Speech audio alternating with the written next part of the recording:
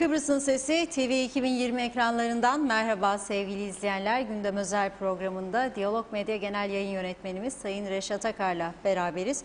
Evet, haftayı ortaladık. Yine yoğun bir gündemle programa başlıyoruz. İlk olarak tabii ki Başbakan Ersin Tatar'ın Ankara ziyareti var. Yıldırım hızıyla gerçekleşti bu ziyaret ve 117 milyon liralık destekle dönüldü. Ziyaretin detaylarını ve değerlendirmesini konuşacağız. Evet, diğer tarafta Kıptek Yönetim Kurulu Başkanı Selim Gökbörü diyaloğa konuştu. Jeneratörlerle ilgili açıklamalar yaptı. 4 jeneratörün arızalı olduğunu, ancak bunların para ödemeden tamir edileceğini söyledi. Detayları da var. Ekonomiyle ilgili olarak da Merkez Bankası'nın bugün bir toplantı gerçekleştirdiğini biliyoruz. Bugün gerçekleşen toplantıda da faiz artırımına gidildiği söylendi. Diğer tarafta tabii ki başlı başına gündemimiz pandemi. Sağlık Bakanlığı malum dün açıklamalar yaptı. Okulların da farklı yaş gruplarına göre tabii tarihler değişiyor ama 1 Ekim'de açılacağı söylendi. Bu açıklamada öğrenci taşımacılığıyla ilgili herhangi bir ibare yoktu. Hemen bugün fark edildi ve bugünden itibaren de tüm şoförlerin ve yardımcılarına PCR testi yapılması gerektiği söylendi. Bugün 4 itibariyle de bugünkü uygulama bitti. Yarın da devam edecek. Tabii bu süre zarfında tüm şoförlere ve yardımcılarına test yapılabilecek mi? Süre yeterli mi değil mi? Merak konusu. Evet, ve tabii ki olmazsa olmazımız eylemler. Okullar açılıyor dedik. KıTÖS'ün eylemi var. Okul öncesi eğitim kurumlarının dönüşümsüz olarak 1 Ekim'de faaliyete başlamasını kararı nedeniyle greve gideceklerini duyurdular. Elsen'in eylemleri de devam ediyor.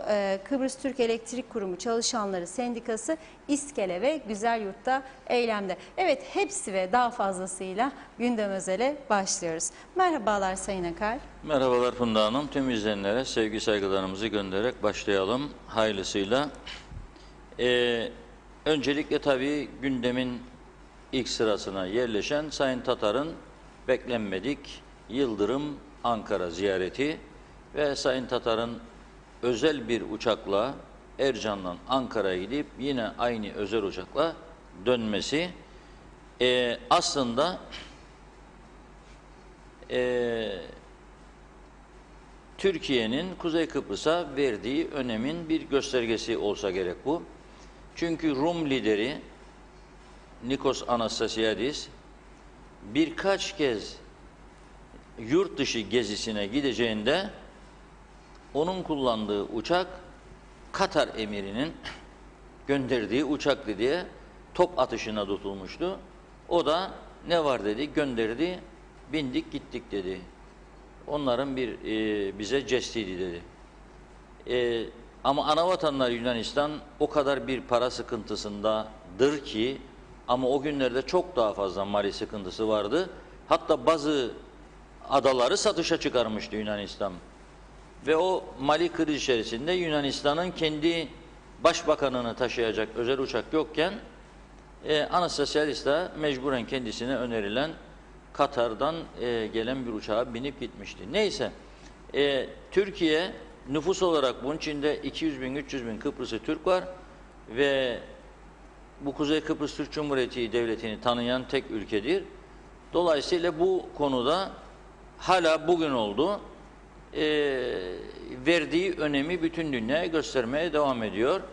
Yoksa normalde bizim başbakanlarımız, cumhurbaşkanlarımız uçak olmadığında Ankara'ya doğrudan İstanbul'a giderlerdi. İstanbul'dan uçak değişirler ve Ankara'ya öyle giderlerdi tarifeli seferlerle. Merhum Cumhurbaşkanı Rauf Denktaş'ın çok kez Kıbrıs Türk Hava Yolları uçağının içinde yönetim kurulu başkanı yolda gelirmiş diye bekletildiğine tanık olmuş bir insanım. Uçağa bindik, uçak kalkacak fakat kapı kapanmıyor. Niye? Efendim, yönetim kurulu başkanını bekliyoruz dediler. Yönetim kurulu başkanı Cumhurbaşkanı uçacağı zamanmış. Uçakta olması lazımmış, eşlik etsinmiş Cumhurbaşkanı. Tabii Cumhurbaşkanı bundan haberi yok. O gelenekmiş. Kendi kendilerine öyle yaratıyorlardı. Çünkü her uçuş yaptıklarında harcırah alıyorlardı yüklü. İstanbul'a da gidiyor, bir gecede gitmişken kalıyor güzel bir otelde. Ertesi gün hadi arkadaşlar geldi bir daha kalalım. Bebek'te balık lokantası şu bu falan filan. 2 kez en az belki 3 kez tanık oldum buna. Cumhurbaşkanı uçağa girmiş bekliyor. İstanbul'a gideceğiz. Yönetim kurulu başkanı şöyle diyormuş o zaman. Hayatta olan arkadaşlar vardır. Cemal Atay vardır. Başkaları vardır. Bilirler bu durumu. Cemal Atay da o zaman Ercan müdürüydü. Kıbrıs Türk Hava Yolları'nın Ercan müdürüydü. Çok çalışkan, başarılı bir arkadaşımızdı. Kulaklarını çınlatayım. Şöyle yapıyormuş. Denktaş Bey uçağa girdiğinde bana haber verin yola çıkayım. Denktaş Bey uçağa giriyor. Lefkoşa'dan Kıbrıs Türk Hava Genel Müdürlüğü'nden Ercan'a gidiyor, çıkıyor arkadaş. 20 dakika uçağın içinde Cumhurbaşkanı bekletiyor. Da şimdi bana hala pazarı aman da milli hava yollarımız da battı da bitti de neyse. İyi ki bitti. Yoksa çok daha büyük zararlar ve tehlikeler de çıkacaktı ortaya. Neyse. Şimdi Cumhurbaşkanı, kurucu başkan Rauf Denktaş'ın dünyadaki saygınlığını düşünelim bir. Bütün dünyanın Cyprus dediğinde söylediği 2 isim vardı. Bir, Arpişop Makarios, Başpiskopos Makarios. 2, Rauf Denktaş. Birleşmiş Milletler Genel Kurulu'nda konuşma yaptığında herkes böyle nasıl can kulağıyla dinliyordu kendisini. Mükemmel İngilizcesiyle önünde yazı kağıt mağıt da yok. Böyle bir özelliği vardı. Hukuk bilgisi korkunçtu. İngiltere'de hukuk tahsili yapmıştı. Şimdi Türkiye o günlerde bile Denktaş'a uçak gönderemeyen Türkiye şimdi özel uçak gönderiyor. Ama biz Kıbrıslıların hoşuna gider. Konu arıyoruz ya çoğumuzun işi gücü yok aslında bak. Bir yığın insan emekli, 50 bin, 60 bin insan evde oturup maaş alıyor, 40 bin. Bir yığın insan zaten şimdi bu pandemi derken işsiz kaldı. Yapacak iş yok. Bir yığın insan sendikacı adı altında dairesine, işine gitmeden maaş alıyor. Ne yapacak? Bir şeylerle uğraşacak. Bütün uğraşta birbirini yeme, didişme, 1, 2 de devamlı eylem. İşte şimdi olduğu gibi. Hangi bir ülkede var ya, Eğitim Bakanlığı karar almış da böyle okutacakmış da okul öncesi çocuklaraymış rotasyon uygulamayacakmış diye kapının önüne gidip eylem yapacak. Hangi ülkede var bu? Hangi ülkede bir tane örnek göstersinler bana, anlamadım. Hangi ülkede? Yoktur böyle bir şey. Duymadım, etmedim ben. Yani devamlı bir eylem, devamlı bir grev, devamlı bir gerilim. Çünkü yapacak iş yok dediğim gibi. Rum tarafından için yapmıyor bu sendikacılar. Onlar uzaydan mı geldi? Onların sorunları yok mudur? Onların öyle sorunlar oldu ki onlar da bir kısmı özelleştirmeye karşıydı. Fakat o kadar çok özelleştirme yaptı. Anastasiadis çatır çatır her tarafı özelleştirdi. Yapın dedi, grevinizi yapın, bir şey değil dedi. 2 gün 3 gün bitti bu iş. Kapattı kendini, koydu polisi gönderdi. Ama bizde bitmiyor. Şimdi Sayın Tatar'ın da Ankara Cumhuriyeti hep beraber televizyona çıkacaklar da çıkmadı. Kaçsın diye gitti. Peki Tatar'ı savunmak için söylemiyorum. Gitmesi gelmesi beni hiç ilgilendirmez. Ama o da kendine göre bir savunma yaptı. Bugün de önümde duruyor. Bizim diyor ciddi bir bütçe açığımız oluşmaya başladı. Pandemi sürecinde diyor. Neden? O da kendilerinin hatası. Ekonomiyi Facebook baskısıyla kapattıkları için rakiplerinin kasıtlı ve bilinçli bir şekilde kendisine kapat diye demelerine inandığı, aldandığı için Sağlık Bakanı'nın ve bu Sağlık Üst Kurulu'nun doğru dürüst görev yapmadığı için kendisi bugün bu sıkıntıyı çekiyor. Hangi ülke ekonomisini kapatmıştır şu anda? Bir tane örnek göstersinler, gösteremiyorlar bana. Benim örnek alabileceğim ilk ülke de Rum tarafıdır. Benimle Lokmacı Barikatı'ndan Türk polisiyle Rum polisinin arası 15 metredir. 20 metredir. 20 metre mesafenin ötesinde her gün 70 uçak iniyor.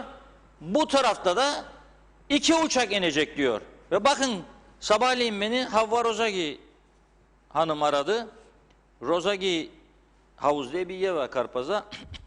Onun işletmecisi, küçük bir yerciği var. Oğlu gözünden sorun yaşıyordu. Burada tedavi edemediler. Aldı gitti İstanbul'a.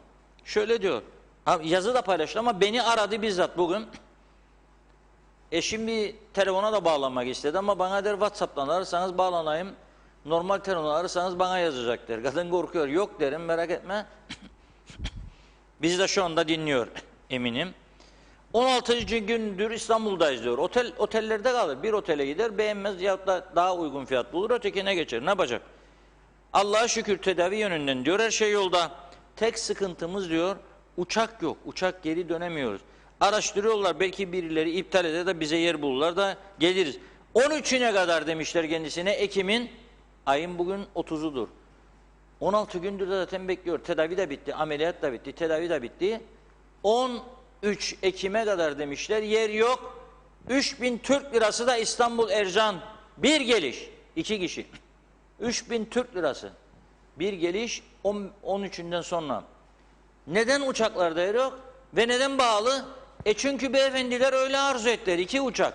Bir Türk Hava Yolları gelecek diyor. O da gece yarısı sabah gelir. 2-2.30'da 4'te de gider.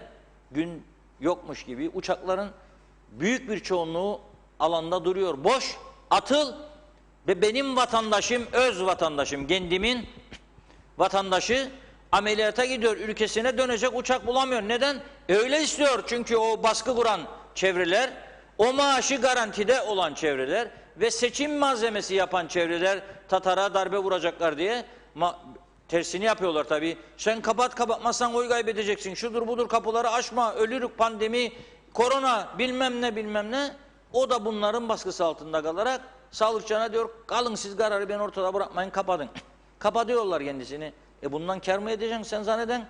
Her gün aşağıya düşer. Benim duyduğum, vatandaşla görüştüklerim, koyu UBP'liler neler söyler Allah'ım neler. Bu çok ciddi bir durumdur. İyi değerlendirmesi lazımdı bunu.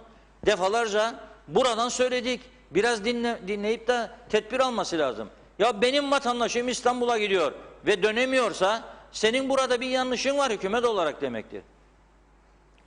Otel köşelerinde ezilecek, elenecek insanlar bir de 3000 Türk lirası verecekmiş gelsin diye. Var mı yok mu cebinde para sor bakalım. Turizmi kapattınız, hiçbir şey yok. Ne yabancı, gerçi Havaalanı'na gidenler daha çok yabancılardı. Belki arada Türk turistleri de gidip kahvaltı yaparlardı falan, yatmadan ziyade kahvaltı, yemek, Kıbrıs usulü yemekler. Peki bu insanlar, para var mı cebinde? Nasıl gelecekler? Devlet olarak senin bunlara hizmetin nedir? Ve ondan sonra da açmışlar, üniversite eğitime nasıl gelecek? Uçak yok, uçak nasıl gelecek? Gelemiyor insanlar. Bunu buradan söylüyorum. Bu kapatma zihniyeti bu ülkeyi yok oluşa sürüklemiştir. Ve artık bundan sonra atsa da kolay kolay düzelecek gibi değil durum. Çünkü gidiyor insanlar. Dün baktım, bir bayan, bir otelin spa müdürü ayrılıyormuş. Çok sevdiğim, değer verdiğim bir insan, çok kıymetli bir insan. Bu insan ki geçtiğimiz yıl Anamur'dan Kıbrıs'a bir Türkiye'li milli yüzücüyle beraber, kendisi de yüzücüdür, bir elde Türk bayrağı, bir elde KKTC bayrağı Anamur'dan Kıbrıs'a yüzen insanlardı. KKTC'yi tanıtsın diye. Bu insan bu yıl Türkiye'deki kutlamalara katılmış, 30 Ağustos galiba kutlamalarına. Orada bir şampiyona düzenlendi. O şampiyona katıldı. Aynı zamanda 100 metre koşucuda birincilik alır devamlı. Buradan giderken Turizm Bakanlığı'na gitti ve dedi ki ben böyle böyle bir yarışa katılacağım. Üst düzeyde biriyle görüştü. Söylemeyeceğim adını. Demiş, para mı istiyorsunuz bizden? Yok demiş kendisine, para istemiyorum. Ben için geldin? Anladığım size ki böyle bir yarışma var da orada KKTC'yi temsil etmek isterim. Bir bayrak varsa veriniz sadece de orada birinci gelirsem Türkiye'deki yarışmada Türk bayrağının yanına KKTC'yi de çekeyim diyor. Galiba bayrağı da alamadı oradan. Gitti dışarıdan satın aldı. Gitti, hakikaten başardı ve bir elinde Türk, bir elinde KKTC bayrağını da çekti. Bu kadar Kıbrıs sevdalısı bir insan, bilmiyorum kaç yıl ama herhalde 10 yılın üstünde burada çalışmışlığı var. Ve bir açılıp bir kapanma, bir açılıp bir kapanma oteller bu istikrarsızlık yüzünden geri dönen giden binlerce kişinin arasına katıldı o da. Dönüyor. Bu ülke için kayıptır, üzücüdür. Bu ülke için kayıptır, üzücüdür bu tip insanların gitmesi. Ama gel gelelim yarattıkları şimdiki düzen böyle oldu maalesef. Bir açıyor, bir kapatıyor işletmeleri, alıyor vergiyi açıyor, sonra diyor ki uçakları durdurdum. Ne demektir yani? Kapattım demek. Senin uçak olmazsa, turist gelmezse nasıl çalışacak? Kapattı. Bugün baktım, öğleyin Tözün Tunalı arkadaşım, emekli öğretmenlerimizden hocam, Demokrat Parti'nin de genel başkan yardımcısı şu anda. Yıllardır böyle siyasete de girdi, çabalıyor. Diyor ki Girne'ye gittik diyor, esnafı dinledik diyor. Belediye başkanıyla görüştük, dinledik, hep notlarımızı aldık diyor. Esnaf diyor bitti diyor. Girne'de yaprak kıpıldamıyor diyor. Bunun sebebi turizmdir diyor. Devasa diyor yatırımlar diyor, güneyde bile yok diyor. Hepsi diyor atıl kaldı diyor, duruyor diyor. Çok üzülüyoruz. Altın tepside taşımaları gerekirken turizmi batırdılar diyor. Doğrudur. Doğrudur da ne yaptık batırmamaları için? Hepimiz sindik kaldık. O batırmak yanlısı olanlar, kapatılıp da batırılmasını isteyenler ise kazandı. O 30-40 kişi, 50 kişi özel görevlendirilmiş Facebook kahramanları kazandı. Veyahut da ayda 15 bini garanti eden 10 bini, 15 bini cepte kazandı. Ve kaybeden de ülke insanı oldu. Binlerce insan şu anda işini kaybetmiş veya işinin büyük bir kısmını kaybetmiş durumdadır. Girne esnafı, Lefkoşa esnafı, Mausa esnafı, Güzellik esnafı hepsi kan alıyor. Kapadan kapadana. Bir kısım insan da var kapatamayacak durumdadır. Kapatırsa daha da yok oluşa gideceğini düşünüyor. Belki diyor öğrenci gelirse şimdi diyor. Ama bu 2 tane uçak günde öğrenci gelmez. Bırak öğrenci gelmesin. Yani gelebildiği kadar gelir. Senin kendi vatandaşların gelemez. Nitekim bir başka vatandaşımız Amerika, Türkiye'de tatil yapıp 14 günden sonra adaya geldi. O da uçağın içinden bana dün gece bazı görüntüler gösterdi. Bak diyor, bana uçağın içinde çoğu diyor siyahlar diyor. Öğrenci diyor. Tamam da 3 aydan beri İstanbul'da bekleyen Ürdünlü öğrenciler var. Bulduysa uçakta binmiştir gelecek, okuyacak diye. Senin bundan KKTC olarak faydan vardır. Öğrenci gelirse de üniversiteye gidip de okuyacaksa gerçekten da bu ülkede kalacak, yaşam sürecek, parayı da getirecek, bu ülkenin kalkınmasına büyük katkı sağlar. Amerika'da yüzlerce, binlerce üniversite vardır. Öğrenci çekmeye çalışırlar. En iyisinden en kötüsüne kadar. İngiltere aynı şekilde. Fakat dediğim gibi bu konuda hükümet baskı altında kalarak açamadığı ulaşımı ve bu ülke daha da ciddi bir kaosun eşiğine getirildi. 18'ini bekliyorlar, 17'sinde bitecek diyor. Ben şimdi bunu sorsam 5 yaşındaki çocuğa neden 17'sini aldı bunu hükümet diye, çocuk bana diyecek, bilmem amca seçim vardır diyecek. Daha onun için 18'inde ikinci tur. Bu bir üzücü durumdur. Bunu görmezden gelemeyiz tabii. Sevindirici taraf, Ankara'nın her türlü son zamanlarda eleştirilerin dozunun artmasına rağmen Ankara'ya yönelik Sayın Tatar'ın bu ziyareti sırasında Cumhurbaşkanı Yardımcısı Sayın Fuat Oktay'ın 117 milyon Türk lirası yarın saat 9'da maliyenizin kasasında demiş olmasıdır. Bugün 9.30'dan itibaren KKTC yetkililerinde teyit etmek istedik, para yattı mı kasaya diye.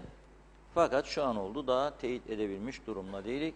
Maalesef seçim gezileri, koşulları çerçevesinde bu konularda aydınlatıcı bilgi alabilmek çok zorlaştı ülkemizde. İkinci olay hem sevindirici hem üzücü. Sevindirici taraf suyun gelecek olması ama üzücü tarafı da denizde meydana gelen yüksek dalgalar nedeniyle arızanın giderilmesi yönündeki çalışmaların 25 Eylül'de akacak demişti Sayın Oktay. Sonra bu 29 Eylül'e çekildi. Şimdi duran çalışmaların Cuma gününden itibaren başlayabileceğini söylemiş olmasıdır. Gözümüz diyor oradadır diyor, gönlümüz oradadır diyor, sıkı takibindeyiz diyor. Sıkı takip ediyor anavatan bu işi ama bu tarafta da susuzluk gitgide artıyor. Gene bu Amerika'dan gelen arkadaşım bana söylediğine göre 14 gün diyor Türkiye'de kaldık. Her gün diyor duşumuzu yaptık, hiçbir şey olmadık. Kıbrıs'a geldik, bizim hanımın yüzünde diyor çıbanlar çıkmaya başladı diyor, sivilceler. Neden acep dedim. Herhalde sulardandır dedi. Ya dedim sulardandır. Çünkü bizim sularımız insanlarda güzellik salonlarına ve estetikçilere harcayacak para kalmadığı için bize büyük bir nimet sunuyor şimdi tankerciler. Devletimizin önlem almayışından yıllarca kaynaklanan bir sorun nedeniyle bize güzel gurçukların olduğu sular veriyorlar. Çünkü gurtlar yüzün üstüne gelip bir takım hareketler yaptığı zaman ciltte güzelleşmeler oluyor. Belki bir an için siviller falan oluyor ama sonra o siviller normal şekle döndüğünde kremlerle falan bir bakıyorsun vücutta çok güzelleşmeler başlıyor ciltte. Kadınlar onun için sakın şeye gitmesinler, güzellik salonlarına para mara vermeye ya da estetikçilere. Yüzü mü gerdirmek istiyorsunuz? Devamlı bu tanker suların altında, çeşmenin altında yüzümüzü tutalım böyle. Baştan aşağı kadar aksın aksın aksın sular. Ve biraz da dua edelim akarken Allah'ım cildime güzellik ver falan filan. Ha bu arada bazı saman yüklü kelleler vardır. Duyuyorum hala bugün. O şeyi yaptı da o şeyi yaptı da duayı da biz işte bilmem. Ha bu kellelere söyleyecek bir şeyim yok. Yani öyle birkaç tane böyle kelle var hala daha. Yani söyleyecek bir şey yok ve söylemeyeceğim zaten. Ama tavsiyem kendilerine gitsinler samanı ölçtürsünler. Eğer yüksekse miktar, saman miktarı kellenin içinde birazını aldırsınlar. Çünkü zarar verecek kendilerine, yani ailelerine, çocuklarına. O samanları bir süre sonra kendileri vuracak, boşaltmak isteyecekleri de olmayacak. Vakit erkenken birazını aldırsınlar ki az samanla daha iyi bir yaşam sürebilirler. Şimdi sen yıllarca soktun kafayı kuma, şeftalicik, hellimcik, mangalda pastırmacıkla dönsün. Herkes mutlu yaşam, Rum evcikleri, Rum tarlacıkları, o da tamam, bu da tamam. Bir partiye girdik, bizim çocuk da aldığı işçiliğini, çıktı o kurumdan, bu kurumdan, köyden tarla sürerken endi kombayın üstünden gittiği devlet memuru oldu. Şimdi kombaycı bulamıyormuş, ne bileyim graderci bulamıyormuş, postacı yok dağıtsın mektupları. Göletler de kurumuş. Ne yapsınmış? Göletleri biz kuruttuk. Herhalde Türkiye'den birileri gelip de kasıtlı kurulmadı. İşte Tatlısu'daki göletlerin bir göletin ne haldeydi ve şimdi temizlendiğinde ne hale geldiğini gördük. Ötekilerine bekliyorum. Öteki göletlerde de bir çalışmaların başlaması lazım. Nerededir? Kim yapacak bunu ama? Var mı öyle bir kadro? Onu da göremiyorum. Yani öyle bir duruma geldi ki ülke, kendi yarattığımız bu çökmüş düzenin sorumluluğunu başkalarına yüklemeye çalışıyoruz. Ne yapsın? Tatar başbakan olarak da gitti dedi, suyumuz dedi. Suyumuzu istiyoruz, suyumuz yok dedi. Çok ciddi sıkıntı içindeyik dedi. Yemin ederek söylerim, annemle konuştum dün gece. O en sıkıntılı günlerde bu kadar su sıkıntısı yaşamadık diyor. O da belediye başkanına dua ediyor. Aferin diyor bize diyor, ne güzel sularımızı gönderiyorsun. Ama belediye başkanı da gönderemiyor. Yoktur kuyum diyor. Yoksa kuyu en azından tankercileri kontrol ederdiniz. En azından tankerlerin su aldığı kuyuları klorlardınız. Bunlara bakardınız. Fiyatları kontrol ederdiniz. Hiçbir şey yapmadınız. Seçim var diye. Ondan oy beklenti, bundan oy beklentisi maalesef bu ülkeyi gittikçe daha da bir çıkmazın içine sürüklüyor. Ne zaman anlayacak bunu? Artık anlayacak zaman kaldı mı bilmiyorum. Anladığımız zaman da bence çok geç olacak. Ben buradan bu 117 milyon lirayı Kıbrıs'a programmış da kaçmış da gitmiş, o beni ilgilendirmez. Aralarında çözsünler bu konuyu. Benim için problem değildir. Gittiydi, geldiydi, o Sayın Tatar'ın ve diğerlerinin sorunudur. Ama Türkiye'nin imdada yetişmesi 117 milyon lira bu krizde para göndermesi buraya çok önemli bir aşamadır, çok önemli bir olaydır. Bunun da teşekkür etmesini bu konuda Türkiye'yi bilmeliyiz. Ve benim burada dileğim Sağlık Bakanlığı'nın da bir an önce bu alınan önlemlerle ilgili kararları gözden geçirmesi ve artık insanlarımıza işkence çektirmekten vazgeçmesidir. Türkiye'ye gittiyse, benim insanım ameliyat olduysa, sen onu günde 2 tane sınırlı uçakla buraya getiremezsin. Ama senin ona cebinde parası biten insana veyahut da parası bitip de borçlandırdığın insana bu işkenceyi çektirme hakkın yok. Otel köşelerinde İstanbul'da 1 ay, 1,5 ay bir insanları tutamazsın. Bu insan haklarına da aykırıdır. Ha gitmeseydi mecburu da gitti. Mecburudu. Senin burada yapamayacağın işi orada yaptıkları için mecburudu, gitti ve gidiyorlar ve gidecekler de. Ve gidecekler de. Nasıl ki bir PCR yaptırdın, uçağa binmedim, yürüyerek geçtim Rum tarafına. Orada oldu göz ameliyatını da döndüm geri. İstiyor musun benden sen karantina? Yok. Ne için ben şimdi gittim de geri dönerken benden ikinci PCR'da bir ay 7 gün karantina. Karantinayı da kabul ediyor bu insanlar. Ya götürsünler diyor, kabul ediyorum. Memleketime döneyim, para veremiyorum otellere, otel köşelerinde bir ay geçirmek ne demektir İstanbul'da? Yani anlamadım ben bu işi. Yani git al dışarıdan en yakın yerden bir adet pizza, gel otel odasında ye, da televizyon seyret, da yat uyu. Olmaz. Bir de İngiltere'deki insanlarımız, bunu dün de söyledim, evvelki gün de söyledim, geçen hafta söyledim, her gün söyleyeceğim. Hele onlara yapılan bu haksızlıklar asla kabul edilemez. Ne var bu insanların buraya gelmesinde? Ne zararımız var? Kârdan başka ne zararımız var onu söylesinler. Yani bu anlaşılır gibi değil. Ha bu arada bu kapattıkları yerler falan eğer aşmazlarsa Ekim sonuna doğru bu işi atlatmaya devam ederlerse böyle, zaten şu anda filmin yarıdan fazlası bitmiştir.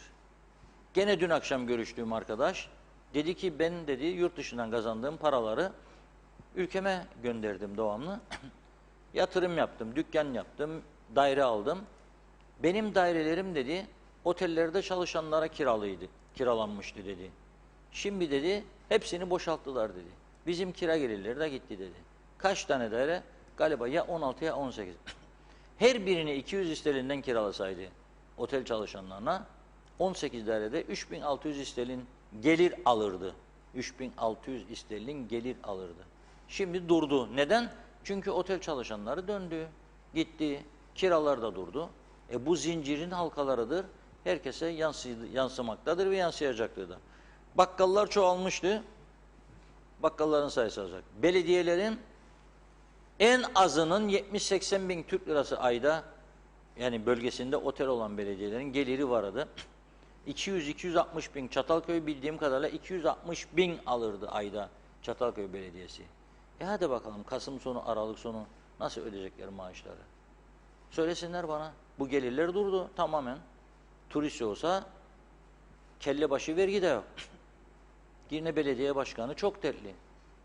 Onun da galiba 200 bin lira gelirleri durdu. Alsancak'ın 200-250 civarında durdu. Bir zafer daha kazanması lazım. Şimdi Alsancak Belediyesi'nin bir tane kazandı ya ilan ettiler. Birkaç zafer daha kazanması lazım ki yıl sonuna doğru maaşlar ödenebilsin. Zaferdir en büyük mutluluğu Kıbrıs'ı Türklerin. Zafer, zafer, zafer. Sonunda muzaffer. Güzel oldu.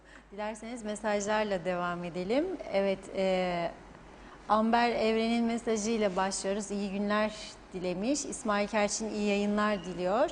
Sibel Serin iyi yayınlar, kolay gelsin. Kıymet Avaroğlu kolay gelsin demiş. Elif Yarkın çok çok başarılar dileriz. Her zaman çok çok seviliyorsun. Çok çok selamlar diyor. Cemaliye Mehmet kolay gelsin, iyi yayınlar. Erdal Yarkın da iyi yayınlar dileklerini iletmiş. Hasan Nihat Erduran Cemal Atay diyor. Kıbrıs Türk Hava Yolları Meydan Müdürüydü. İşinde çok iyiydi. İyi saatte olsun demiş. İsmet Özel büyük liderdi, rahmetle diyor. Mümin Hasan, memurları üzmemek gerek, maaşlar ödenecek, oylar gelecek demiş. Ünlem işaretlerini de mesajın sonuna eklemiş. Bülent Kaya, sevgili Reşat Akar, hangi ülkede bir sendika özellikle elektrik paralarını tahsil etme hak ve yetkisine sahiptir? Hangi sendika devletin bir bakanlığının elektriğini kesebilir? Söylediğiniz her şeyin altına imzamı atarım. Önce nasıl biz iğneyi kendimize bir batıralım, ondan sonra çuvaldız değil mızrak batıralım demiş. Evet, Hasan Nihat Erduran, memur sendikalarının çoğu solcu, alakası yok hiç demiş. Evet, Emre Polat 13. maaşları alacaklar gene diyor. Mehmet İnancı, hayırlı İnşallah. yayınlar değerli dostlarım. Allah kolaylık versin Funda Hanım, Reşat Bey. Hasan Nihat Erduran diyor ki Ersin Aydın da yüzmüştü Kıbrıs'ta ilk olarak. Mehmet Akın tavsiyesini de iletmiş. Siyasilerin reklamlarıyla ilgili, televizyonlarda yayınlanan reklamlarıyla ilgili. Diğer tarafta da diyor ki grev yapanlara gelince hükümet neden grev yaptıkları halde maaşlarından lazım maaşlarından bakın bir daha yapıyorlar mı? Gerçi hükümet yok ki demiş. Olan bizlere, bacasız sanayide çalışan ve buradan beslenen insanlara oldu. İyi yayınlar dilemiş. Emir Ali Tatlıdil, piyasada şu an dönen sadece kredi kartları, maalesef nakit para yok. Ekonomik durum çok kötü. Herkes harcama yapmaktan korkuyor diyor. Hasan Nihat Erduran, mühendislik ve laboratuvar dersleri online yapılamaz, mümkün değil demiş. Şerife Turgay Derya, Reşat Bey benim torun yarın okul öncesi 4 yaş sınıfına gider. Yarın öğretmenler grev yapacakmış. Bu çocuklar ne zaman eğitim alacak? Yuh olsun demiş. Evet. Kemal Kaleci, bravo Reşat Bey, memlekette su sorunu, büyük maddi sorun. Has safhada hastane durumu, malum insanlar para istiyor. Bu ülkenin başbakanı bu sorunlardan baş sorumlu. Bize tek destekçi Türkiye tarafından Türkiye'ye çağrılıyor. Efendim TV programına çıkmamış diye bin bir türlü yorumlar. Sayın Tatar 4 aydır memleketin her köşesinde her sivil kuruluşa gitti. Televizyonlarda çizgisini belirtmiştir. Kimden kaçacak, kimden korkacak? TV programcısı da sanki midayı tuttu. Her dakika Tatar gelmedi, Tatar gelmedi, çekin sandalyesini çekin diyerek sanki Sayın Tatar'ı hırsızlık yaparken yakaladı. Memleket sorunları mı, TV programı mı önemli? Yazık yazık demiş. Nuri Erdoğan, ülkenin dolar rezervleri neye göre belirlenir? Dolar rezervi dolar fiyatını belirleyen ana unsurlardan biridir. Yani bir başka adıyla ülke piyasasındaki dolar miktarıdır. Bir ülkenin dolar rezervlerinin fazla olmasının yalnızca 3 yolu mevcuttur. Bunlar: 1. Yabancı yatırımcının para girişi yapması, 2. Turizm sektörünün büyük olması, 3. İhracatla elde edilen gelir oranının fazla olması demiş. İkinci maddeye dikkat diyor turizmle olan maddeyle. Orhan Ayşe Durgun soruyor. Başbakan karantinaya girdi mi? Lütfen bilgilendirin halkı. Ona uygulanan haklar tüm halkla aynı standartı Letra Palas diye Oteli'ne sormuş. kilitlediler kendisini galiba. Birleşmiş Milletler barış gücü aldı. Letra Palas Oteli'ne götürüp kilitledi zannediyorum. Evet, Mehmet İnancı diyor ki memleketin düzelmesi için 50 vekil yerine 50 tane gücü yüksek sihirli falcıya ihtiyaç duyulmaktadır. Bunlar belki ülkeyi düzeltir Sayın Reşat Akar demiş. Havva Roza yazmış. İyi yayınlar diyor Reşat Bey. Allah'a şükür birileri iptal etti biletini. 5'inde akşam 1'e 10 kala uçakta yer bulduk. Salı günü geliyoruz. Kendi imkanlarımızla geldik. Tedavi olduk. Zannetmesin birileri devlet yardım etti. Yok, bugüne kadar tek bir kuruş devletten katkı görmedim. Alnının teriyle kazandım demiş. Mehmet Akın, kapalı olan işyerleri için 1500 lira ne zaman yatacak hesaplara diye soruyor. Cengiz Korkmaz, Han durumlar çok vahim, hala karantinada ısrar ediliyor demiş. Nurcan Uzmener Mısırlı Soy, hayırlı yayınlar diliyor. Evet, Ali Yıldız, Reşat Bey bu kabus ne zaman biter? Usandık, tükendik demiş. Evet, Karpas tarafı, Deylan Kuzey diyor ki Karpas tarafını Bafra'da 4 otel Mart'tan beri kapalı demiş. Evet, Mart'tan beri kapalı. Mart'a kadar da açmayacaklar bildiğim kadarıyla. Evet. Mart'a kadar da uçaklar açılsa da açamayacak. Çünkü yaz boz. Kapattın sen Mart ayında. Haziran'da aç dedin, 1 Haziran'da. Açtılar, uçak koymadın. Sonra uçak dedin, sonra gene kapattım dedin. Bir aç bir kapa, bir aç bir kapa, insanlar yeter be dedi. O senin kara gözün müyüm ben dedi. 100 milyon 200 milyon doları getirip gömdü Kıbrıs'ın topraklarına insanlar. Ondan sonra sen oynuyorsun bunlarla. Neden? Facebook baskısı varmış. O zaman sen Facebook'la oynamaya devam et. Onlar da bırakır gider seni. Hayattaki yatırımlar elbette bir çaresini bulacaklar bunun. Yani sen yatırımcılar bu parayı getirdi, hiçbiri bir yere kaçamaz diye boğazına sarılacaksan sen onların sarıl. Ondan sonra da ekonomiyi düşünen liberal ekonomi, bilmem turizm öncelikli falan, Maraş açalım da bilmem Singapur olsun. Ne Singapur'u? Sen Girne'yi batırdık biz burada. Neyin Maraş'ı? Girne gibi bir cennet yeri batırdık. Neyin savunma şeyi? Hiç doğru değildir bunlar. Yani bunu anlatılabilir. Halkımız zaten görüyor bunu. Halk da görüyor bunu. Bunun zincirleme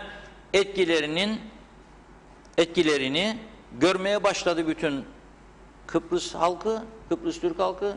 Önümüzdeki haftalarda daha derinlemesine göreceğinden eminim.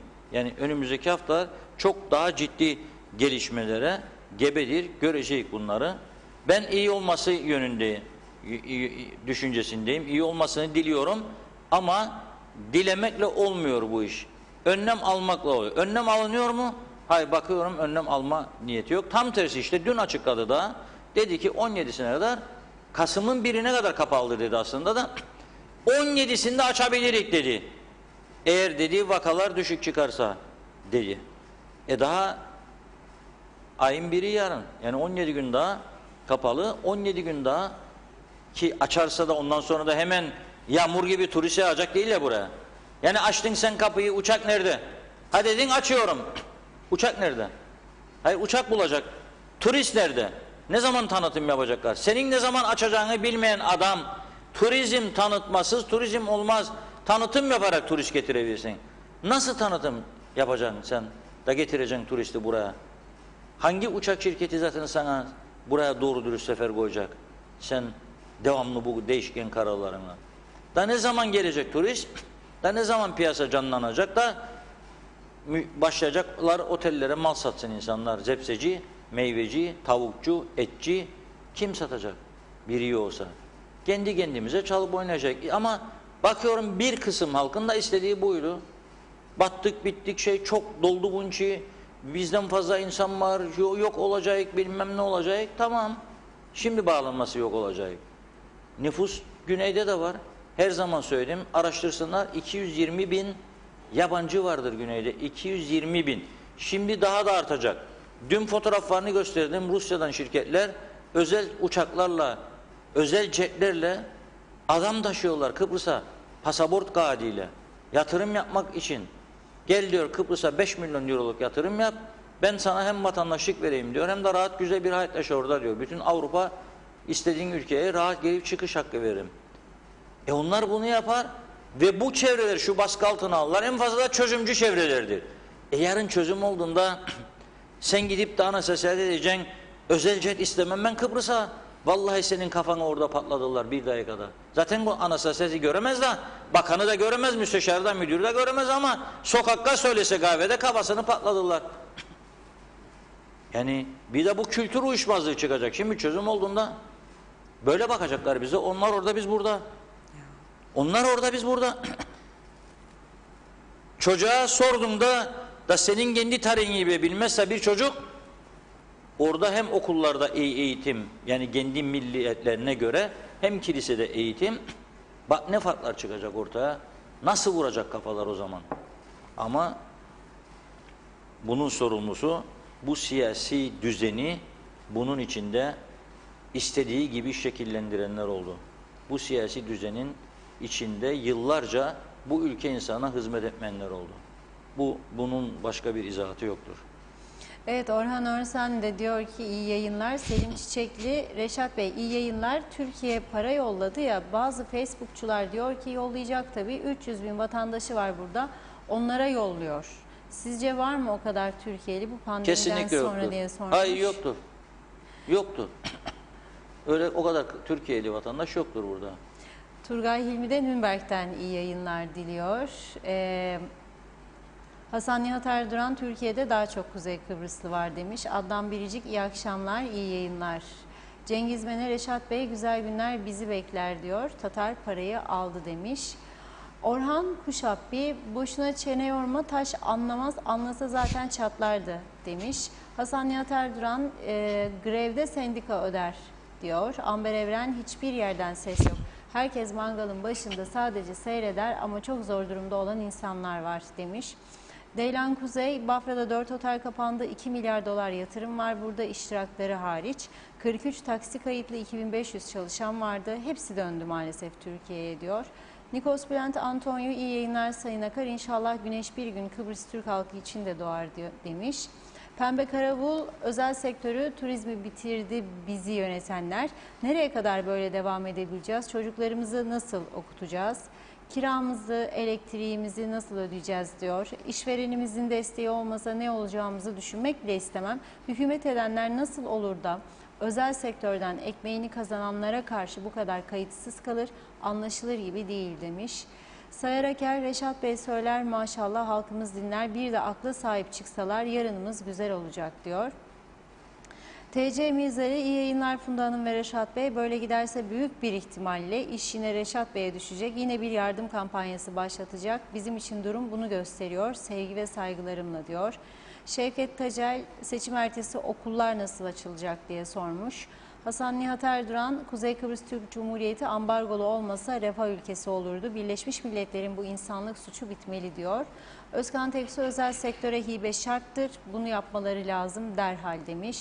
Sayar Aker, dolar doldukça doluyor, boşalması imkansız bizim bu para birikimimizle demiş.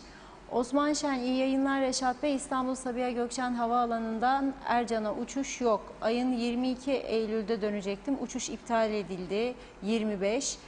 27 Eylül'de tekrar iptal olmuş. 30 Eylül'e ertelenmiş. Tekrar iptalle. Şimdi diyor 11 Ekim'de iptal. 25 Ekim'e ertelenmiş. Yarın gidip bakalım ne zamana verilecek diye soruyor. Ve son olarak Sayar Aker, Rumlar yürür, Türkler koşar, siyasetçilerimiz dur demezlerse demiş. Evet, şimdilik mesajlarımız bu kadar. Evet, aslında Kıbrıs konusunda bugüne kadar Rum tarafının beklediği en büyük fırsat yaratılmıştır diye düşünüyorum. Yani onların devamlı beklediği ekonomik olarak bizim çökmemiz ve ortaya çıkacak her ne şekilde bir çözüm çerçevesi olursa olsun ona mecbur kalacağımızı düşünüyorlar ve o konuda da ciddi bir şekilde ilerliyorlar. Çünkü düşünün siz, bugün yaşamakta olduklarımız bir süre sonra, bir iki ay sonra daha da derinleşirse insanlar farklı şeyler düşünmeye başlayacak. Aman diyecekler, bu çözüm olsun da bir an önce kurtulalım noktasına gelecek gibi. Bir an önce olsun da kurtulalım düşüncesine girdiğin zaman zaten karşı tarafla ciddi bir şekilde pazarlık yapamazsın. Şimdi biraz sonra geleceğim çok önemli bir konu var Kıbrıs'la ilgili. Onu da bilmekte ve üzerinde durmakta fayda vardır. Ama şimdi bakıyorum sendika, KıTÖS, bu çocuklar yarın okula başlayacaklardı. Ailelerde yüzler gülüyor. Çocuklara hazırlıyorlar güzel elbiseciklerini, çantacıklarını falan. Diyor ki ailelere, sakın diyor çocuklarınızı götürmeyin. 8'den 9.20 arasında diyor. 8'den 9.20 yaptın. Zaten 9.20'den sonra zaten çalışan anne baba bıraktıysa aile büyüklerinden birine, neneye, dedeye çocuğu gidip alacak. Oradan da 9.30'dan sonra ne olduğunu bilmediği bir ortama götürmeyecek demekti. Yani gene başlayamayacak çocuklar. Neymiş gerekçe? Gerekçeymiş dönüşümsüzmüş karar almış bakanlık da onun içinmişmiş dönüşümsüz. Zaten ilkokullar için dönüşümlü aldı. Diğerleri için de dönüşümlü aldı. Demek ki 4-5 yaş grubu için dönüşümlü yapmaya ihtiyaç duyulmadığından dolayı bu karar aldı. Bu kadar zamanda görüştünüz, ettiniz. Bırakın da bari çocuklar gitsin artık eğitim almaya başlasın. Zaten çok geri kaldılar. 8 aydır eğitim yok, bir şey yok. Bu çocuklar kimi büyüklerin evinde, kimi bakıcıların elinde, kimi sokakta. Ya yazık yani. Böyle bir şey olmaması lazım. Yani fakat buna karşı tedbir alacak bir siyasi irade yok diye, hatta bunlara destek veren çok sayıda siyasi parti var diye Bu durum böyle. Öte taraftan mesela Kıptek'te de dün eylem yapan sendika, yarın baktım onlar da İskele ve Güzelyurt'ta eylem yapacakmış. Niçin? Bir şey yok. Yönetim kurulu aldığı karar diyor. Neymiş? Bugün 12.30'dan yarın 12.30'a kadar İskele'de, 16.30'dan bugün yarın 16.30'a kadar da Güzelyurt'ta. Niçin? Yok bir şey açıklamada. Ne oldu? Hadi dün jeneratörleri söyledin. Peki ama benim kızdığım nokta, bu sendika bu ortaya koyduğu gerekçelerde haklı mı haksız mı? 4 jeneratör, 8'in 4'ü bozuk mu, arızalı mı?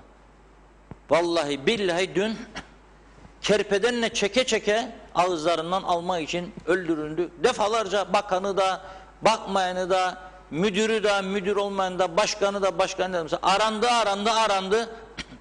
En nihayet Selim Gökbeli Bey'den bir demeç alındı diyalog karşısına. Bugün var. Diyor ki Selim Bey de özetle 2 tane önemli değindiği nokta var. Diyor ki evet 4 tane jeneratör arızalıdır. Fakat bu arızalar bizden kaynaklanan bir arıza, yani geldi de burada çalıştı da yıprandı da şu oldu zaman aşımı falan değil. İmalat hatası vardır diyor ve bunu da ilgili firma kabul etti diyor. Birkaç gün içerisinde gelip bu tamiratları yapacaklar, arıza giderilecek diyor. 2, başka bir jeneratör daha arıza yapsa şimdi bugün yarın elektrik kesintisi olmaz diyor, yeterli diyor. Tabii değinmediği bir nokta var. Ben de kolay kolay elektrik kesintisi olmaması gerektiğini düşünüyorum. Çünkü nüfus neredeyse yarı yarıya boşaldı buradan. Burada 103 bin tane öğrenci vardı. Şimdi belki de 15 bin, 20 bin ancak burada duruyor. Gitti öğrenciler. Burada şimdi yaz aylarında her ay 110-120 bin tane turist vardı. Turist çok olduğunda daha çok elektrik tüketirdi. Oteller, şimdi oteller kapalı, elektrik tüketen yok. 3, lojmanlar veyahut da evler kiraladı, adam çalışıyor sektörde, bu özel sektörde çalışıyor, fabrikada, inşaatta, otelde, orada burada ev kiralardı. Elektriklerin elektrik harcamaları vardı, giderleri. Onlar da durdu. Dolayısıyla tüketim eskisine göre çok azalmıştır. Elektrik tüketimi. Bunu isterlerse rakamları koysunlar ortaya. İkinci söylediği konu ise Sayın Gökbörü'nün çok önemli. Soruluyor kendisine, sendikanın elektrik kesme yetkisi var mı herhangi bir kurum ve kuruluşun? Hayır yoktur diyor, suçtur diyor. Peki ne yaptınız? Bir şey yok. Seçim var. Aman bir daha sendikaya başımıza şey etmeyin ha. Gelsin her gün kükresin başbakanlığın önünde, oranın buranın önünde. Aman. Böyle ülke mi yönetilir ya? Böyle ülke mi yönetilir? Yani kusura bakmasın. Yasa dışıysa tedbirini almak senin görevindir. Yasalısa o zaman bir şey yapamazsın tabii. Ama değildir diyorsun, suçtur diyorsun. Tedbir yok. Üstüne daha fazla grev anlamadım. Orada da burada da. Çünkü seni görüyor ki karar almak özelliklerini yitirmiş durumdasın. Alamıyorsun. Devlet otoritesi, devlet ciddiyeti yok olmuş durumda. O zaman o da sana yapar. Sonucunda kim çeker bunun cezasını? Vatandaş çeker. Halk çeker. Durum budur. Yani üzücü olan durum budur. Bunu saklamasınlar. Ve bu sadece bugünkü hükümetlerin sorunu değildir bu sendikal baskılar. Yılların birikimidir. Gelmiş geçmiş bütün siyasi partiler de bu konuda ciddi anlamda sorumlular. Elektrik kurumunun ben neyini beklerim aslında?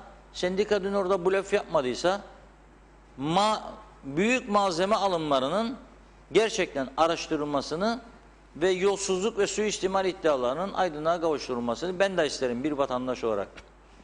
Eğer gidildiyse, sorulduysa Türkiye ve başka ülkelere, malzemenin alındığı ülkelere ve eğer fiyatlar yarı yarıya daha ucuzsa aynı güçte, aynı markada jeneratörler, bunlar tabii soruşturulsun, çıksın ortaya.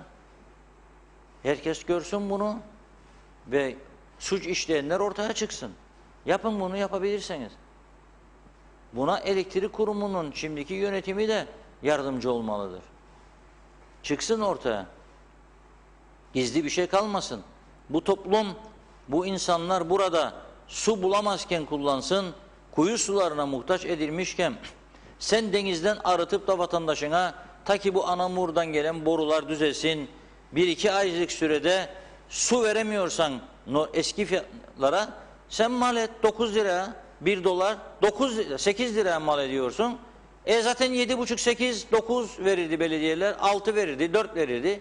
Bul ortalamasını vatandaşa 50 lira tanker suyuna muhtaç etme, 8 lira, 10 lira temiz içilebilir kalitede su ver. Yapmadılar bunu da. Bu arızanın meydana geldiği 6 Ocak'tan bugüne kadar oturdular sadece. Oturdular, bir şey yapmadılar. O zaman da işte şimdiki durum yaşanıyor. Yani bu susuzluk gittikçe derinleşiyor, daha da derinleşecek. Bazı bölgelerde sorduğumda, hala dün de sordum. Bizim kuyumuz bize yeterlidir, suyumuz var. Ne kadar gideceğini biliyor musun sen suyun sana? Hayır, biliyor musun? Var mı böyle bir belge, sonuç elinde, böyle bir araştırma? Bilemeyik diyor. Tabii bilemen, yerin altındaki kaynaklar ne kadar? Yani ölçebilecek durumda değil kuyunun ne kadar su çekebileceğini.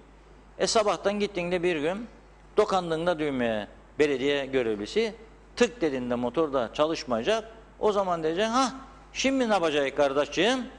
Kardeşciğim sen de diğer bölgeler gibi tankercileri çağıracaksın.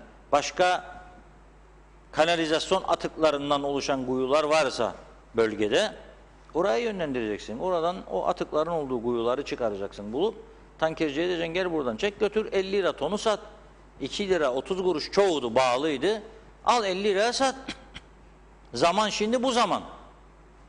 Onun için yurt dışından gelenler İngiltere'den, Amerika'dan dikkat etsinler. Özel sulardır bunlar yani. Öyle çobanlar, mobanlar diye düşünmesinler. Yıkandıkça o zaman içinde geçecek. Alışacak zaten vücut. Şimdi öyle atıyor bir şeye, kızarıyor, sivilce çıkıyor şu bu. Ama zaman içinde alışınca kaymak gibi olacak yüzler.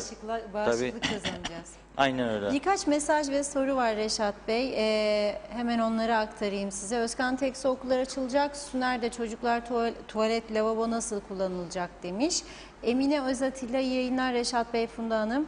Reşat Bey bu açılımları kimler alır? Sağlık kurumu her tarafı kapattılar. Nasıl düzelecek gelen yolcular? Limanda kaldı. Karantinayı niye kaldırmazlar? Ülke dibe vurdu. Neyi beklerler? Kolay gelsin demiş. Evet, Hasan Nihat Erduran, çalışkan belediyelerde su sıkıntısı hiç olmadı. Yeni kuyu kazan, su bulanlar da oldu diyor. Kıymet Avaroğlu, okullarda tehlike yok demiş. Kaç tane koronalı çocuk var diyor.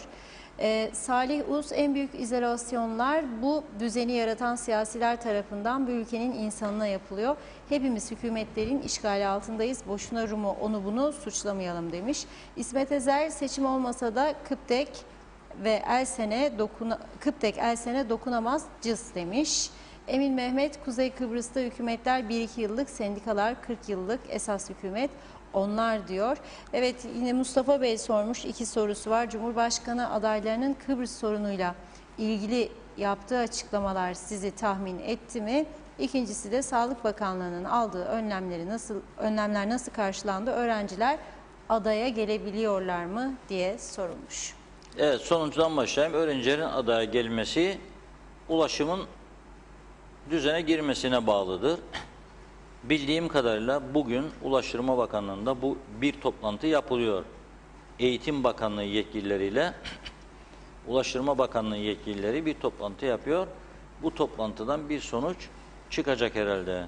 Fakat o çıkacak sonuca göre adım atılamayacağı da bilinmelidir.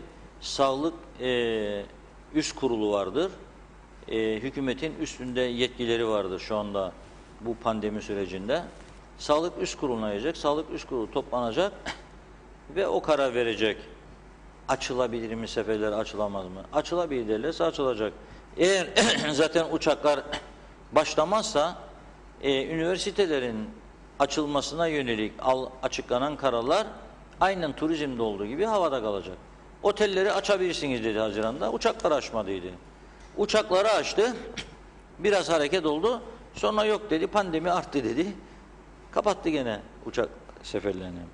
Şimdi uçak yoksa öğrenci gelmeyecek demektir. Öğrenci de gelmezse üniversiteler aynen oteller gibi dev binalar duracak orada.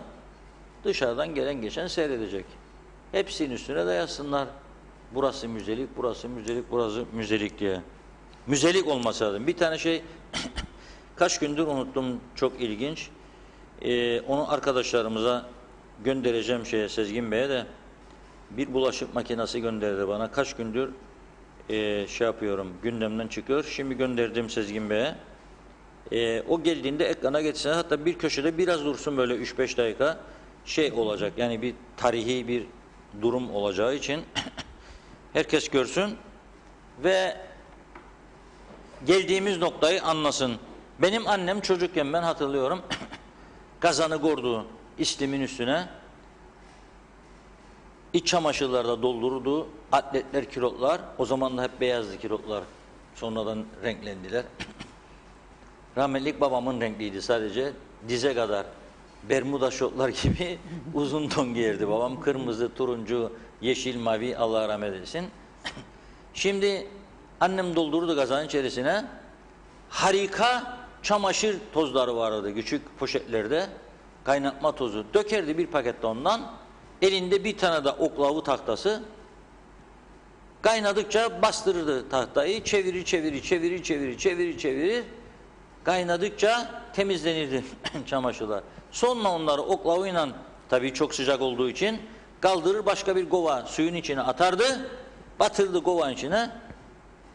Ne olur? Tepseri derler. O suyu batırıp çıkarınca neyse sular akarak asardı ipin üstüne. Gururdu giyerdik. Yani bulaşık makinesi yoktu. Antik dishwasher diyor.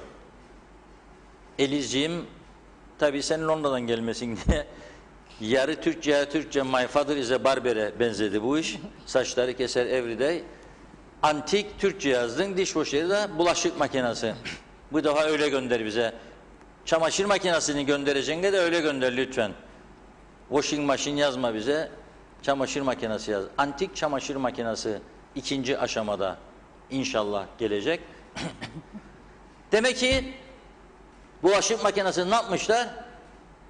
Antikaya çıkarmışlar. Çünkü su yok. Ne yapacak? Bulaşıklar su yok. Kovanın içine dökecek biraz deterjan, dolduracak suyu, bardaklara atacak içine, çalkalayacak, çıkaracak, devirecek, alıp içecek. Tabii bu kuyu suları inanırsa çok tehlike. Sakın yapmasınlar. Hele bardaklar, yani bu yerin altından çekilen burçukların oynadığı kolibasili sularla bardak yıkayıp da sonra şişeyi dök içine, içmeyin. Müthiş tehlikedir. İçmeyin. Çok sayıda çocuk yanıyor şu anda. Duyuyorum. Ateşler, vücutta iltihaplanmalar, hastaneler, enfeksiyonlar, antibiyotikler, vur babam bu, serumlar 2 yaşında çocuklara, devamlı serum. Bir haftada 2-3 defa serum alan çocuk var bildiğim. Duyuyorum. Yani buna çok dikkat etmek lazım. Anneler, babalar bir yerlerden kesiniz. Bakın size öyle bir düzen yarattılar ki bu ülkede. Bir defa bak kaçamaklar durdu. Sabahleyin Funda Hanım'ın programında Alper Sözüöz vardı doktor. İlginç bir soru sordu kendisine. Dedi ki kaçamaklar pandemi sürecinde azaldı diyor. Çünkü nereden anlıyor? Eskiden diyor kaçamaklardan dolayı hastalıklar çoktu. Bir yıl hastalık. Şimdi diyor azaldı diyor. Neden? Pandeminin etkisi zannediyorum diyor. Korktu insanlar diyor kaçamaktan. Azaldı. Bir faydası bu mu? Bir. İki, rotasyon diyerek bir yıl belediye çalışanı memur şu anda haftanın 3 günü 4 günce evciğinde para da varsa yak mangalı akşama, dök rakıyı, senden alası yok. Paşa da sen, bey de sen. 3, su bitti, susuz kaldık. Dolayısıyla tankerler gelmeye başladı. Tankerlere biraz yüksek para ödüyoruz ama güzellik salonlarından kurtulduk, estetisyenlerden. O güzel sularla yıkandıkça ciltler parlamaya başladı. Yani bunu düşünelim. Bunun faydası var. Başka ne faydası oldu bize? Tatili çıkardık her sene. Yoksa fotoğraflar atarlardı. Bilmem ne turları. Gemi turlarının içinde, kruz gemilerinden şu anda İspanya'nın bilmem neresindeyik. atarlardı. Biz de kıskanırdık, görürdük. Aman Allah'ım ne yaptasın be, 7 gün haftada çalışın, 365 gün senede bir kruz gemisine sen de binseydin, şimdi de geçseydin İspanya, İtalya'nın güzel yerlerinde durak yapıp gezesin, tozasın. Maalesef olmadı. Rodos, Modos hep ihmal edildi bunlar. Ve onlardan kurtuldu insanlar. Şimdi o büyük paralar taksit götürürler de turizm ajansına. Çek bakalım kaç taksit yapalım beyefendi. Yahu 6 yap, 7 yap. 3 taksitte bankan verirdi sana. 9, 10. Gider gezer gelirdik. Sonra da her ay başı geldiğinde Allah maaşım bu kadarı gitti karta, bu kadarı gitti karta.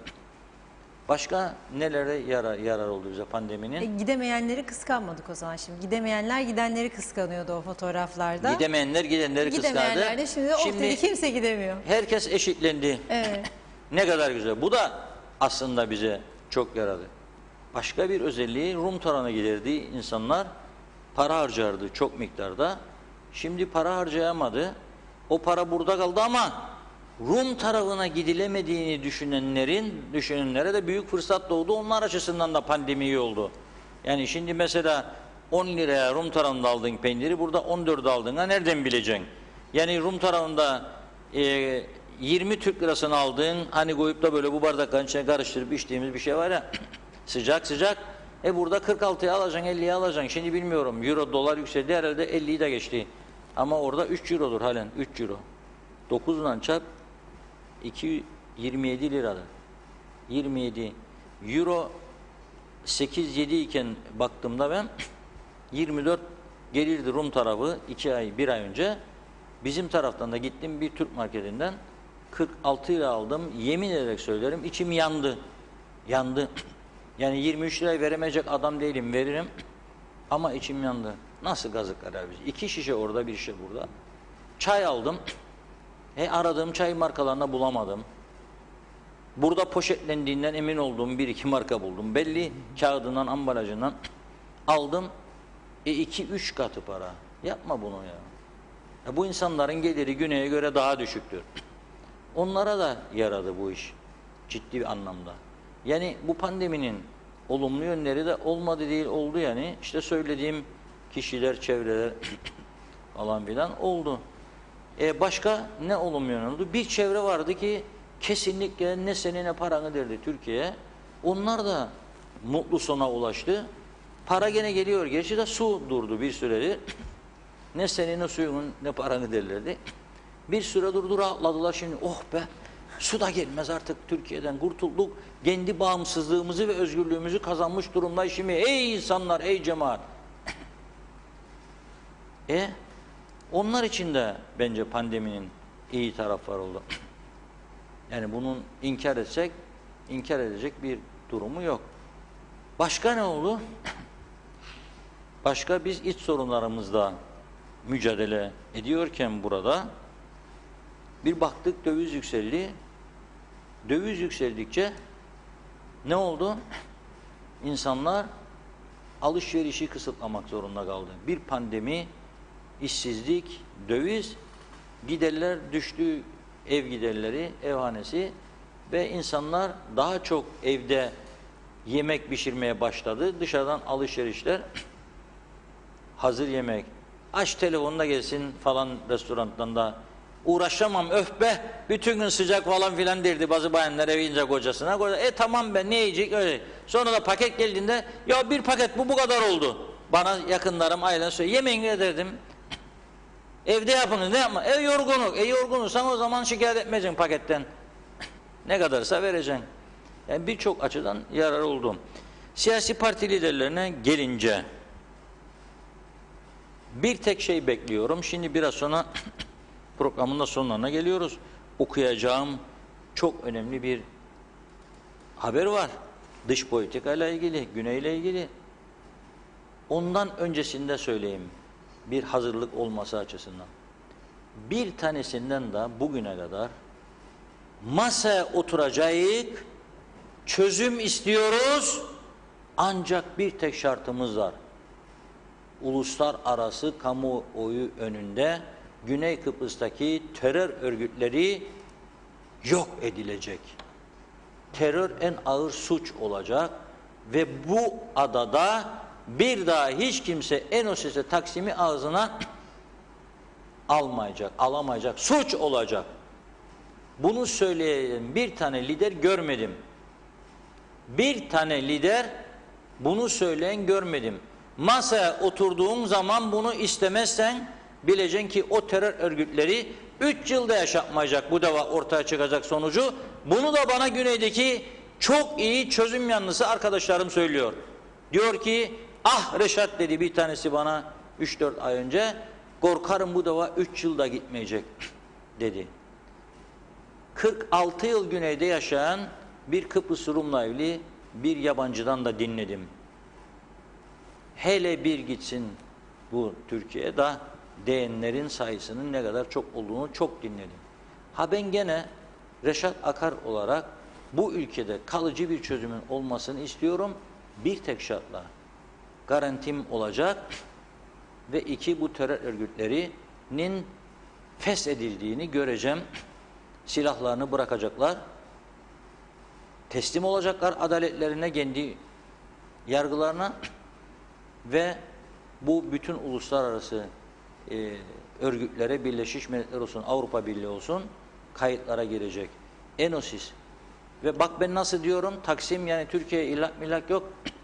Taksim veya bölücülük yok. Bütün Kıbrıs olacaksa o da diyecek ki ben de Enosis'i kapattım, tarihe gömdüm. Bazıları bizim bunu söylediğimde çok devrimci olanlar var. Yani bizim bu söylediklerimizin çok üstünde. Da derler, zaten Avrupa Birliği'ne girince Enosis mi olur? Olur ya, bal gibi de olur. Çünkü hala telaffuz ederler. Avrupa Parlamentosu'na üyelik yapmış Eleni diye bir bayan var. Theoharus diye. Dinleyin bakalım neler söyledi. Gitti Atina'ya da dedi ki bir an önce Enosis'i ilan etmemiz lazım. Daha 5-6 ay önce. Yok, ha duymazsanız bunlar, kulaklarda pamuk varsa benim yapacak bir şeyim yok size. Şimdi Kıbrıs Cumhuriyeti'nin 1 Ekim kuruluş yıl dönümüymüş. Aslında 1 Ekim değildir Kıbrıs Cumhuriyeti'nin kuruluş yıl dönümü ama Rumlar bunu yıllardır hep 1 Ekim'de 74'ten bu yana bildiğim kadarıyla 1 Ekim'de kutluyorlar ve bu sene 60. bağımsızlık yıl dönümü olacak. Bir daha bağımsız bir ülke başka bir ülkeye bağlanmak istemez. Neden ayrıldık biz? Başka bir ülkeye bağlanma isteği ve bu yüzden silahlı çatışmaya yönelme yüzünden biz ayrıldık, iki toplum birbirinden. Şimdi bağımsızlık yıl dönümünü kutluyormuş ve yarın ilk defa bu törenlere Yunanistan Hava Kuvvetleri ve Fransa Hava Kuvvetleri de katılacakmış. Fransa sen nereden geliyorsun benim ülkeme ya? Nasıl bağımsızlık kutlaması bu?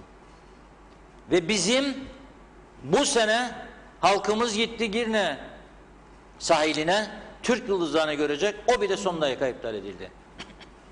Türk yıldızlarını. Neden yaptı Türkiye bunu biliyor mu insanlar? Sırf Kıbrıs'ta gerilimden yana olmadığını göstermek için. Sırf Kıbrıs'ta artık bir çözüme, bir barışa ulaşılmasına katkı sağlamak için. Onun için çekti geçenlerde gemiyi de, sondaj gemisini Kıbrıs açıklarından. Bu kadar iyi niyetli bir yaklaşım gösterdi. Ve sen yarın bana Yunan askeri uçaklarını getireceksin ve ben de Ekim 11-18'inden sonra başlayacak müzakereler, beşli konferans hazırlıklar yapılıyor, masalar da hazırlandı, sandalyeler de kondu, su bardakları eksiktir diyeceksin burada. Yok, bekle bakalım, önce bunu sorgula, yarın kendisi. Bakalım nedir bu? Nedir bu? Ben bekliyorum Türkiye'den, bugün Türk Dışişleri'nden nota vermesini bekliyorum Fransa. Nedir bu?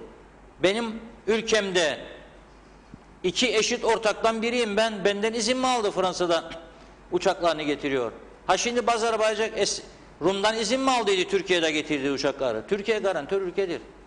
Yunanistan da garantör ülkedir. Ama Fransa'nın hiçbir yetkisi yoktur burada. Hiçbir hakkı yoktur. Ne demek Fransız savaş uçakları gelecekmiş de yarın katılsın benim ülkemde? Bunun bir tane bekliyorum adaylardan, bu konuda ne düşündüklerini de açıklasınlar. Bu kesinlikle ve kesinlikle barış çözüm düşmanlığı değildir. Tam tersi. Ben eğer barışacaksam başımın üstünde bu uçakların, yabancı devlet uçaklarının geçmesini istemem. Ha bana diyeceksin sen garantörünü gönder, ana vatanını, ama ben istediğim ülkeye getireyim ve başında dönsün üstünde de füzeler. Yok arkadaş, delirmedim ya. Olmaz. Bu konuyu çözüme kavuşturmak lazım. Bekliyorum. Birleşmiş Milletler Genel Sekreteri'nin Kıbrıs özel temsilcisiyle görüşmüş Kudret Bey telefonda. Bunu söyledi mi kendisine istihara? Bilmiyorum. Söylemesine beklerim. Adaylardan daha canlı performans bekliyorum ben şahsen. İç siyasette ne yapacaklarını da anlatmaları lazım. Bu kadar zaman bu toplum birleştirici bir rol görmedi. Özellikle son yıllarda. Lider birleştiricidir. Liderin bu yönde gayret sarf etmesi lazım. Sarayın içinde görev alacaklar sadece kazanan insanın kendi yandaşları olmaması lazım. Yani mesela Ersin Bey kazanırsa UBP'lileri doldurmaması lazım oraya. Onun içinde CTP'yi sevenler de olması lazım. Bilmem TDP'yi seven olması lazım. YDP'yi seven olması lazım. Mustafa Akıncı Bey kazanırsa gene daha ciddi düşünmesi lazım. Farklı insanları da değerlendirmesi lazım. Tufan Hocam kazanırsa o da sadece TDP'lileri değil, başka UBP'den de, başka partilerden de, başka partilere sempati duyanları da değerlendirmesi lazım. Eğer iyiyse bir adam, eğer hizmet edebilecekse özellikle dış politikada onlardan hepsinin yaralanması lazım. Ben bunları açık ve net bir şekilde duymak istiyorum, duyamadım. Ulusal Konsey Rum tarafındaki gibi yıllardır dilimizde tüy bitti kurulması lazım. Hala kurulmadı. Ulusal Konsey Denktaş bilmiyorum Allah rahmet eylesin derdi.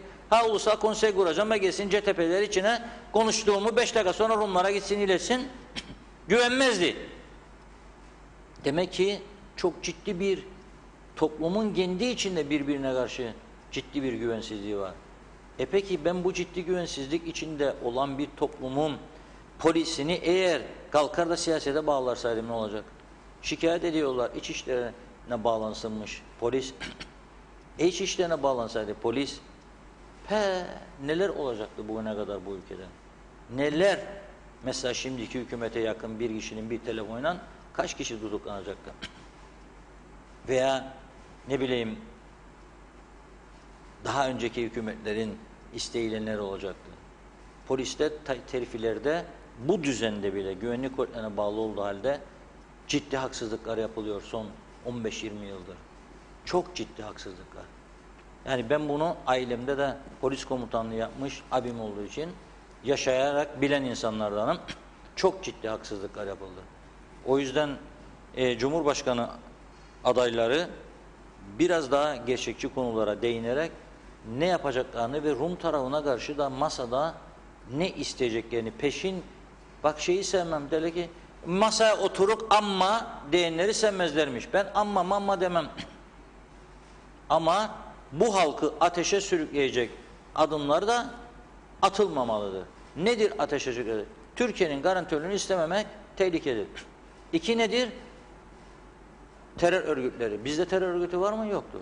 O tarafta vardır ama. Tescillidir ve bizim meclisimizde de oy birliğinden alınmış karar vardır.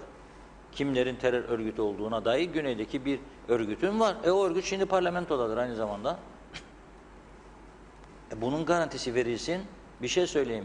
5 tane Rum evi tutsam 5'ini de kendilerine iade ederim. Alın sizin de derim. Benim de varsa orada gider kendi evimi isterim. Satarım matarım. Bu tarafta gelir. Türklerin yoğun olduğu yerde başka yer alırım.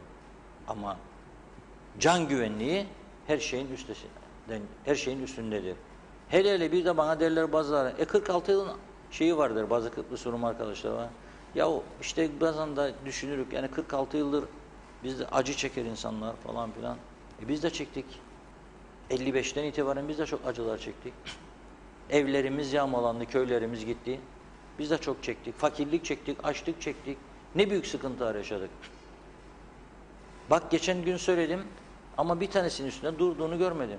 3 tane Kıbrıslı Türk, bak 3 tane Kıbrıslı Türk deniz mağarasının içine atıldı yahu. Bir tanesinden adaylardan bile duymadım bir söz. Benim hakkımı savunmak için yarıştıklarını söylüyorlar. Duymadım. Bir tanesinden bile. Ne büyük vahşet bu ya. Ne büyük vahşet. Ya atlılar toprağın altına gömdün. Taşkent'te kurşuna dizdin. Analarının babalarının önünden alıp götürdün 13 yaşında çocuğa kadar. Bir de mağaraya ya 3 tane Kıbrıs'ı deniz mağarasına. Ve dinamitlerle patlatmışlar mağara, deniz mağarasının içini. Girdiler, kemik kalıntılarını buldular. Ha arkadaş, bir daha yaşanmasın bu ülkede bunlar. Çıkın bunu söyleyin. İstemiyoruz artık yaşansın. İstemediğimiz, bunun da gerçekleşmesi için, mutlu huzurlu bir yaşam sürmemiz için terörden uzak durmak lazım. Ve Kıbrıs'a güzel bir gelecek kurmak lazım. Maraş'ta açılsın, onlar da işlesin, bize de yer varsa orada Türk malları biz de gidip işletelim. Yoksa Türk malları da çoğunluk onlardan, onlar işletecek. Biz de bize ait olan yerleri işletelim. Daha çok turist, daha çok para ülkeye, daha çok refah, doğalgaz, şu bu falan filan, dünyanın sayılı en refah ülkelerinden biri olabilir bu Kıbrıs. Ama bütün sorun iki ırkçılık savaşları, ırkçılık meselesidir. Bunu ortadan kaldırmak lazım. Bu yaşanan acıları, ha ben fanatizm olsun diye söylese söylemek istemiyorum bunu. Ama birkaç yabancı da duysun, bu Kıbrıslı Türkler de çekti yahu. Söyleyin mi duysun, Rum gazetelerini okudum ben de. Ben de Rum gazetelerinden okudum. Onların yazabildiğini, biz ne yazabiliyoruz, ne söyleyebiliyoruz burada. Nasıl bir toplum olduk böyle? Yani anlamakta zorlanıyorum. Evet, dilerseniz bitirmeden önce son birkaç mesaj var. Onları da okuyayım. Gücenme olmasın. Ondan sonra da yavaş yavaş programı kapatırız. Hasan Nihat Erduran, şimdiki grevler hep siyasidir. Halk farkında diyor. Şevket Tacer, keşke seçim ertesi günü okullar tatil edilip, ertesi günü çocuklar tatil edilip okullar dezenfekte edilse, sınıflar havalandırılsa Reşat Bey demiş. Murat Uzun, bence kara kapıları ve limanlarda PCR testlerini Kızılay tarafından yapılmalı. Reşat Bey'e selamlar diyor. Özkan Teksu, üniversitede kantin işletirim Mart'tan beri kapalı ve buna rağmen kira isteniyor diyor. Sezin Osman Mustafa, Londra'dan sevgiler, saygılar. Tüm Kıbrıs halkına Allah sabır versin. Her nerede yaşıyor ve yaşatılıyorsa bugüne kadar vatanımıza dönmeyi bekledik. Vazgeçtim. İyi ki varsınız Reşat Bey. Allah kolaylık versin. Seneye daha güzel bir manzarayla karşılaşmak ümidiyle demiş. Hayırlı yayınlar. Elis Hastunç, Reşat abi diyor, burası Avrupa, o yüzden yarı Türkçe yarı İngilizce yazdım demiş Elis. Biliyorum işte. Emine Özatilla, Reşat Bey, bir de maaşları eşitleseler o iyi. Kimisi mangalını yakar, yakamayanlar ne yapsın? Herkesin gücü var mı yaksın emeklilerin demiş. Sayar Eker, Estonya'da ve Finlandiya'da tur gemileri limanlarda beklemeye kaldılar. Koronayı bir an önce yenmeliyiz diyor. Mete Güneyhan, Rum'un kültüründe Türk düşmanlığı var. Bunu silmek mümkün değil.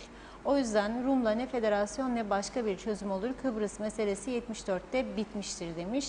Hasan Nihat Erduran, 16 Ağustos'tur diyor.